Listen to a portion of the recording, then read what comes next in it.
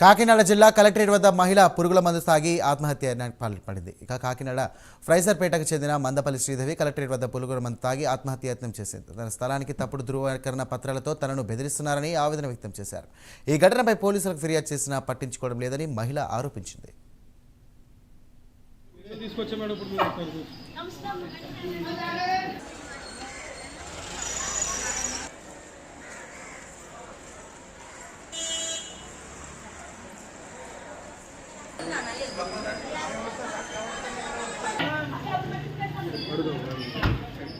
Madam sir video తీసుకొచ్చా madam. ఇప్పుడు మీరు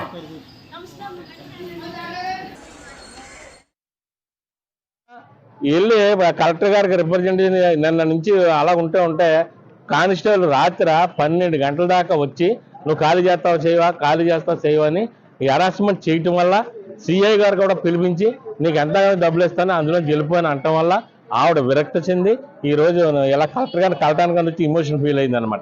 ఏమైంది పురుగుల మంది తాగిందట.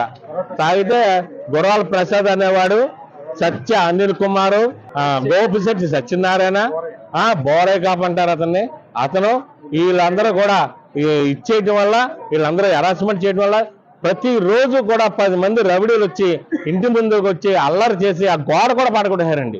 ఆ స్థలం ఎంత ఉండదని గవర్నమెంట్ భూమి అంతా రోడ్డు పక్కన ఉందని